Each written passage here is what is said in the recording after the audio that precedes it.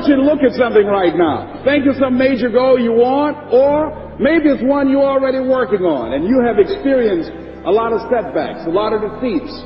You've experienced a lot of disappointment. Maybe you've already given up. And maybe you just need a little fire, a little encouragement to get back in the game again. Here's what I want you to look at. There are winners, there are losers, and there are people who have not discovered how to win. And all they need is some coaching. All they need is some help and assistance, just a little support. All they need is some insight or a different strategy, a plan of action to make some adjustments that will open up the key to a whole new future for them, that will give them access to the unlimited power that they have within themselves. That's all that they need. So what I want you to do is think about something you want for you, that's real for you, that's important for you, that will give your life some special meaning and power. And I don't even want you to say, I can do that. I don't want you to assume that. See, 5 years ago, when I started out in this area, I would not have been able to make the mental leap that I would be up to where I am right now. I don't want you to begin to just psych yourself out. No. I want you to be able to say something to yourself that will enable you to maintain a level of integrity with yourself. That when you say this, even when you face tremendous setbacks, it will be a benchmark to keep you in the game, to keep you moving forward and experimenting and readjusting your strategy and your plan of action, continuously looking for ways to win. So what is that something? When you got an idea you want to move on, you might not have the money, you might not have the education, you might not have the support or the resources you need. What is that something that can keep us going, that will enable us to act on our dream? What's one of those keys that will begin to help us to discover the secrets to our dream? Here's what I want you to repeat after me, please, with power and conviction. Say, it's possible. That's all I want you to do when you look at your dream. Just say to yourself every day, it's possible. Just say that every day to yourself, it's possible. Because what does that do? See, it begins to change your belief system. See, the way in which we operate, ladies and gentlemen, it's a manifestation of what we believe, what's possible for us. Whatever you've done up to this point, all that it really is a duplication, it's a reproduction of what you believe subconsciously that you deserve and what's possible for your life. Most people operate out of their personal history, out of their memory, things they've done, things they've experienced, things they've seen, things that they have observed. What I'm suggesting that you operate out of a larger vision of yourself. I want you to see yourself doing what you want to do, experiencing what you want to experience, having what you want to have, doing what it is that gives your life some meaning and value. Operate out of your imagination, not your memory. Because whenever you look at where you want to go, I'm wanting to warn you, you will have some conversation back here after you go through the data that you've experienced in life saying you can't do it. And so what you want to begin to do is ignore that inner conversation. Well, most people, ladies and gentlemen, when something happens to them, what they do is they begin to believe that that's the way it is. That's the way it's always been. And they can't see the possibility of it being any different. Example.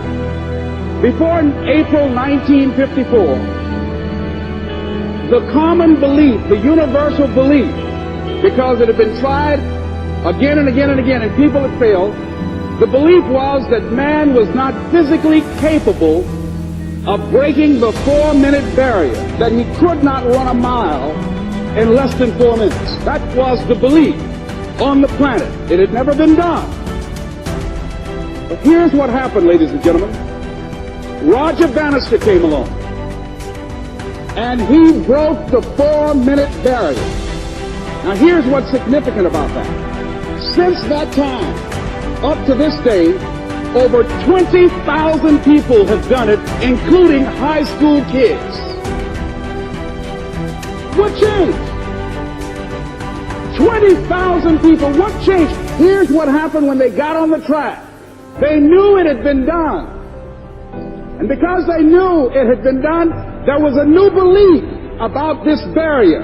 about this goal that was unreachable. And those 20,000 people got in a race believing, knowing in their heart that someone had done it, that it's possible, that they could do it.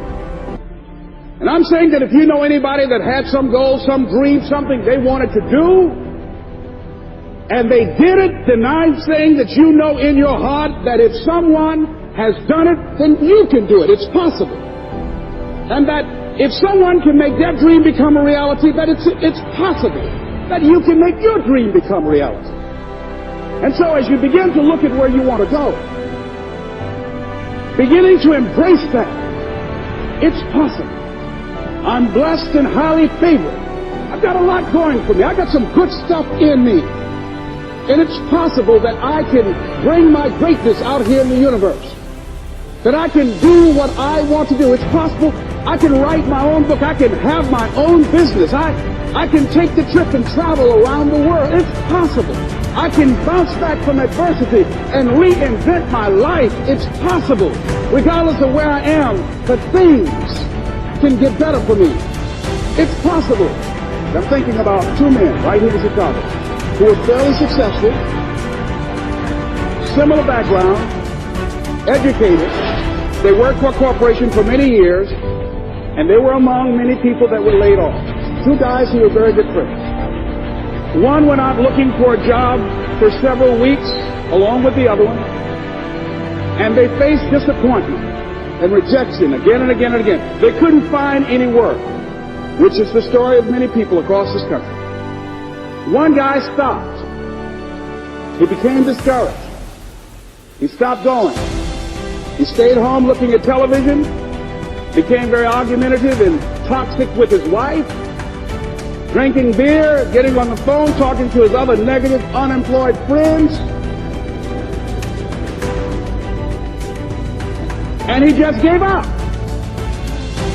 The other guy kept looking for a job everywhere he could go. Every time he could get an opportunity, kept asking people, networking, checking the newspapers every day.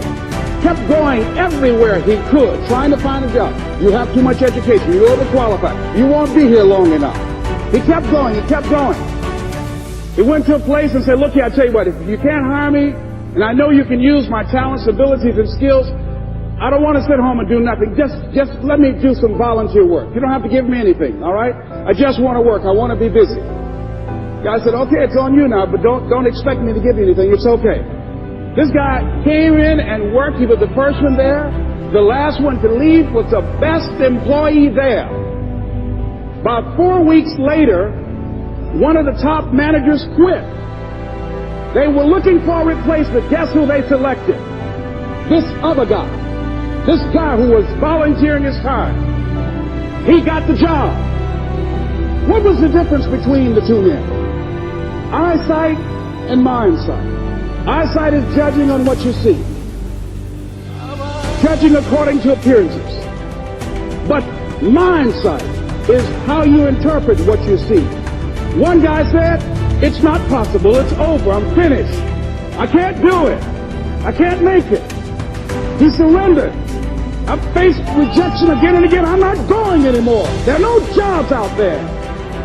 But this other guy, he felt that in spite of the no's and rejections, in spite of how bad the economy is, in spite of what the newspapers are saying, that it's possible that somebody somewhere will give me a job. He just kept going, thinking it was possible. And guess what, ladies and gentlemen? That's what we have to do with our dreams.